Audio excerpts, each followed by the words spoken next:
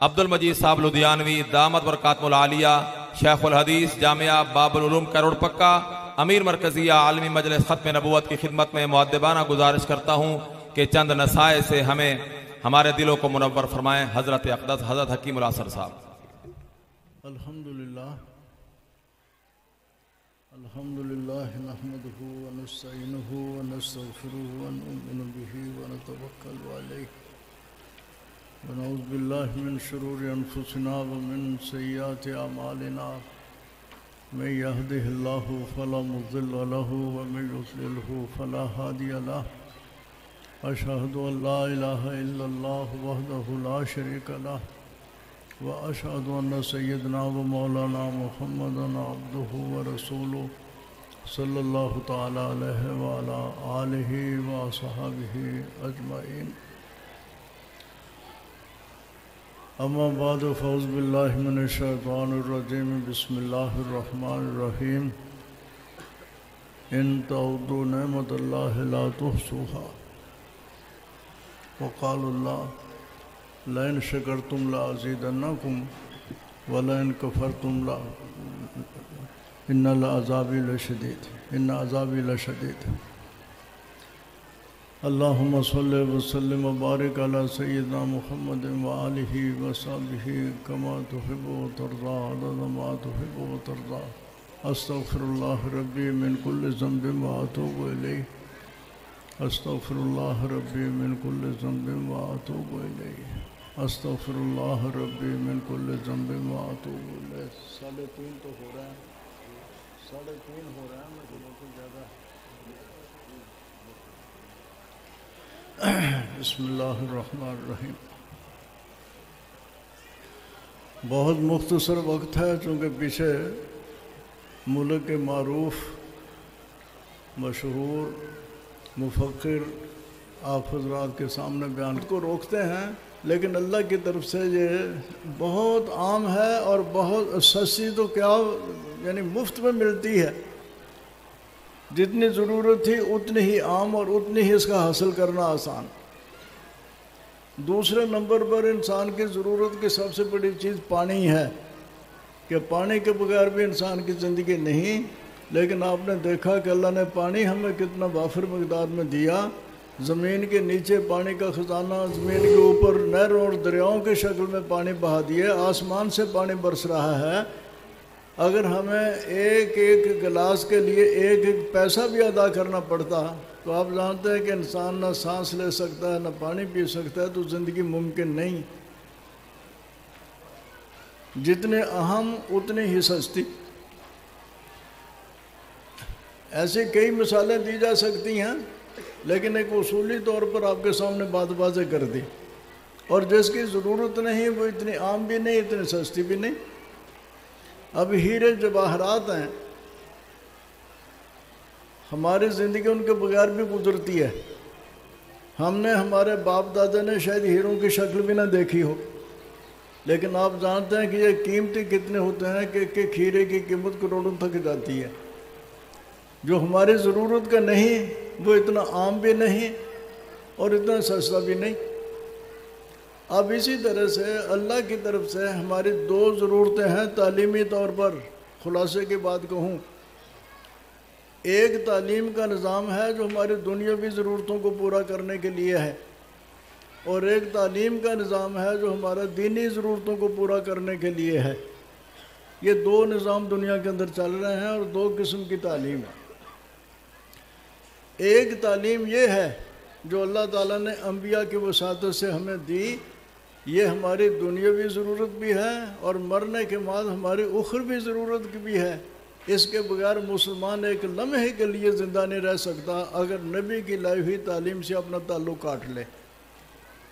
مسلمان ہونے کی حیثیت سے زندہ نہیں رہ سکتا، وہ کافر ہو، یہودی ہو، مجوسی ہو، جو چاہے ہو، لیکن مسلمان ایک لمحہ کے لیے مسلمان نہیں رہ سکتا اگر اپنا تعلق وہ اس علم سے، اس تعلیم سے کاٹ لے جو انبیاء علیہ السلام کی وساطت سے اللہ تعالیٰ نے انسانوں کو دی ہے۔ یہ ہماری دنیا کی ضرورت بھی ہے، قبر کی ضرورت بھی ہے، حشر کی ضرورت بھی ہے، اور لا الہ نہایت زندگی جو آنے والی ہے اس کی ضرورت ہے۔ اور دوسری تعلیم وہ بھی ضروری ہے، لیکن کب تک؟ جب تک آپ اس زمین کے اوپر چلتے پھرتے ہیں اور زندہ ہیں۔ آپ کو کار کی ضرورت اس وقت تک ہے جب تک آپ زمین کے اوپر ہیں، آپ کو ہوائی جہاز کی ضرورت اس وقت ہے جس وقت آپ زندہ ہیں، اور آپ کو دوسرے اچھے لباس کی ضرورت اس وقت تک ہے جب تک آپ زندہ ہیں، اچھی خوراک کی ضرورت اس وقت ہے جس وقت آپ زندہ ہیں، اور یہ دنیاوی تعلیم جتنی بھی ہے یہ ساری کی ساری ہماری ان ضروریات کو پورا کرنے کے لیے ہے، لیکن محدود وقت کے لیے، چاہے وہ میڈیکل ہے، چاہے طب ہے، اور چاہے زراعت کا علم ہے، چاہے وہ صنعت کا علم ہے، چاہے کوئی بھی علم ہے، وہ سب ہماری ضروریات کے لیے ہے، لیکن محدود وقت کے لیے۔ اور وہ ضرورت ایسی ہے کہ جو اللہ تعالیٰ نے عام جو رکھی ہوئی ہے وہ کافر بھی اسے فائدہ اٹھاتا ہے، مسلمان بھی فائدہ اٹھاتا ہے، لیکن بہت محدود وقت کے لیے۔ لیکن اگر آپ اس نقطہ نظر کے تحت دیکھیں گے کہ دونوں تعلیموں میں سے سستی کون سی تعلیم ہے اور عام کون سی تعلیم ہے، تو اسی اصول کے تحت تمہیں معلوم ہوگا کہ جو سستی ہے وہ ضرورت کی ہے، جو سستی ہے وہ اتنی ضرورت کی نہیں ہے۔ آج ہماری دنیاوی ضروریات کو پورا کرنے کے لیے جو تعلیم ہے وہ اتنی مہنگی ہے کہ کسی غریب آدمی کے بس کی بات نہیں ہے کہ اپنے بچے کو وہ کسی آخری تعلیم تک لے جائے۔ وہ تعلیم جاگیرداروں کے حصوں میں ہے، سرمایہ داروں کے حصوں میں ہے، بڑے بڑے تاجروں کے حصے میں ہے۔ غریب آدمی اس تعلیم میں اپنے بچوں کو کمال تک نہیں پہنچا سکتا، نہ فیسیں بھر سکے، نہ کتابیں خرید سکے، نہ وردیاں لے کے دے سکے، اور نہ دوسری خرافات کے لیے اخراجات مہیا کر سکتا ہے۔ انتہائی مہنگی تعلیم۔ اور یہ دینی تعلیم جس کے مرکز میں آپ بیٹھے ہوئے ہیں، یہ ایسی ہے جس طرح سے مولانا فرما رہا تھے کہ آپ نے بچہ ہمیں سپرد کیا ہے، اگر اس کے لیے اب کپڑا مہیا نہیں کر سکتے کوئی پرواہ نہیں، کتاب مہیا نہیں کر سکتے کوئی پرواہ نہیں، اس کے لیے کھانا مہیا نہیں کر سکتے کوئی پرواہ نہیں، کھانا بھی دیتے ہیں، کپڑا بھی دیتے ہیں، کتابیں بھی دیتے ہیں، رہنے کی جگہ بھی دیتے ہیں، روشنی کے انتظام بھی کرتے ہیں، صحت کے انتظام بھی کرتے ہیں۔ ایک بچہ آتا ہے اور چند سالوں میں ٹھہر کے مفت میں حافظ بن کے چلا جاتا ہے، چند سالوں میں مفت میں عالم بن کے چلا جاتا ہے۔ یہ تعلیم ہے جس کے ساتھ انسان کا ایمان محفوظ ہوتا ہے۔ یہ دنیا میں بھی ہے، دنیا میں بھی اس کی ضرورت، برزخ میں بھی ضرورت، قیامت میں بھی ضرورت۔ تو اس کا سستا ہونا اس کے اہم ہونے کی دلیل ہے، اس کا سستا ہونا بے قدر ہونے کی دلیل نہیں ہے۔ یہ بات سمجھ لو ذرا اچھی طرح سے، اس تعلیم کا سستا ہونا اس کے اہم ہونے کی دلیل ہے، اس تعلیم کا مہنگا ہونا اس کے عام ہونے کی دلیل نہیں ہے۔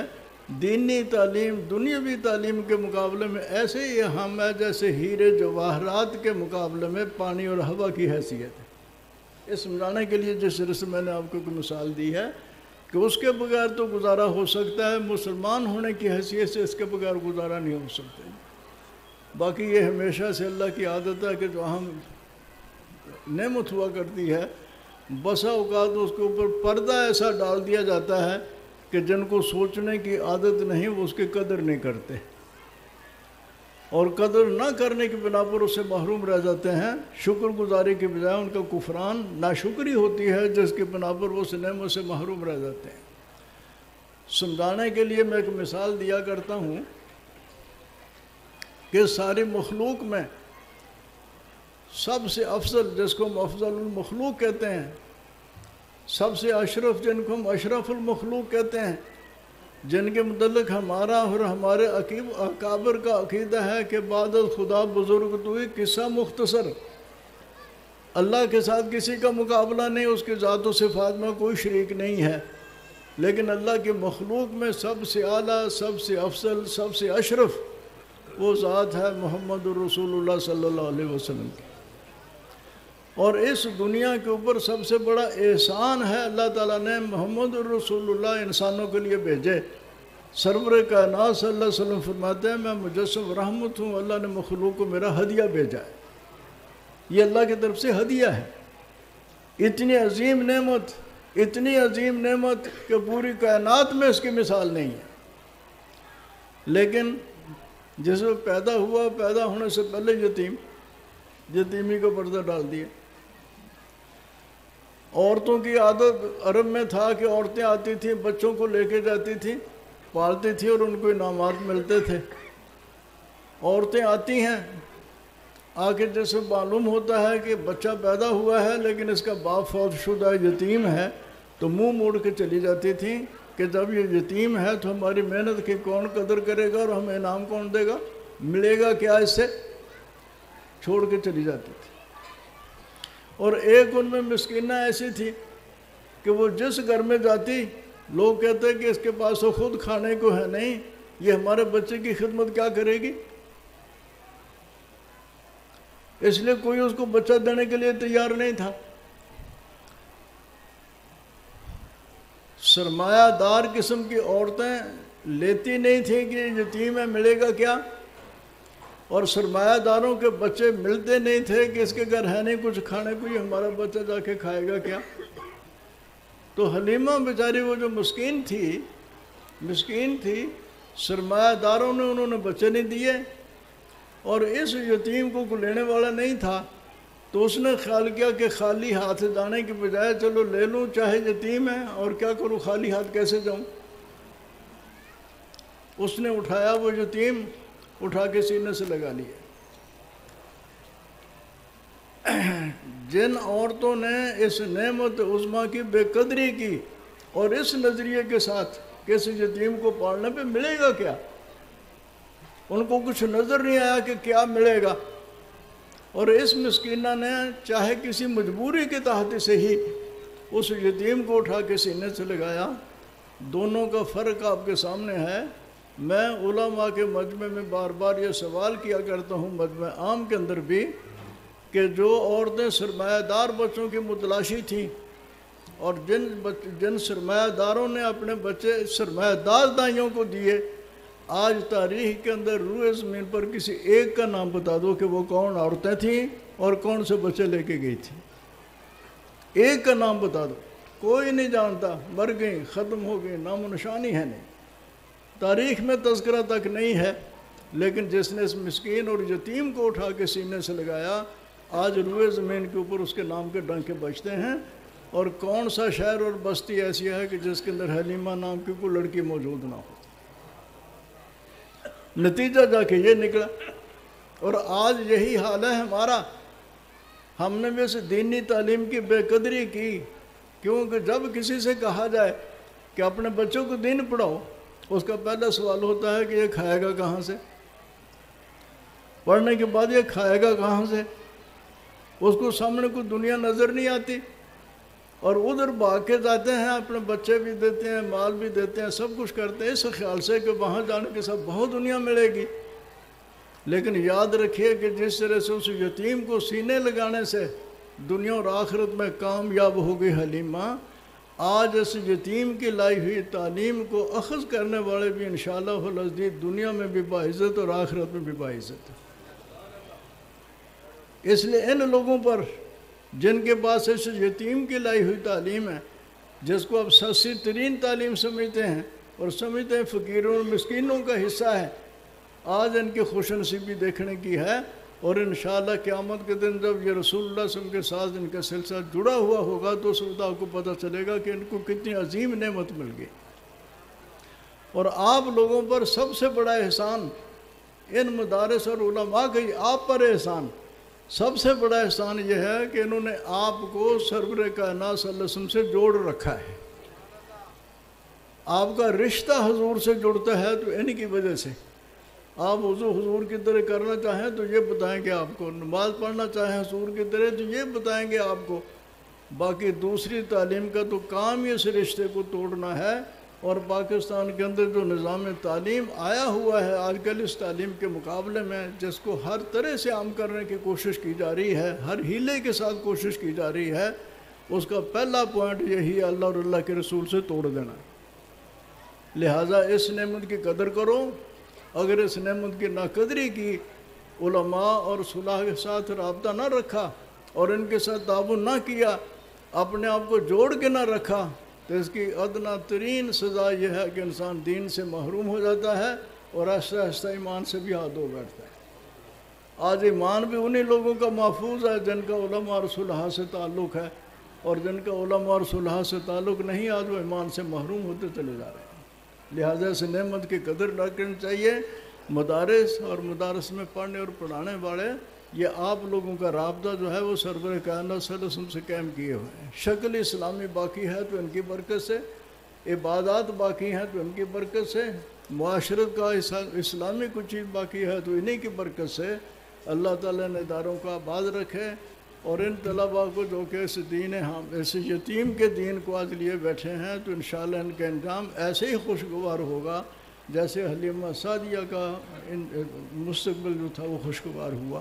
اللہ ہم سب کو ان کی قدر کی توفیق دے۔ وآخر دعوانا الحمدللہ رب العالمین۔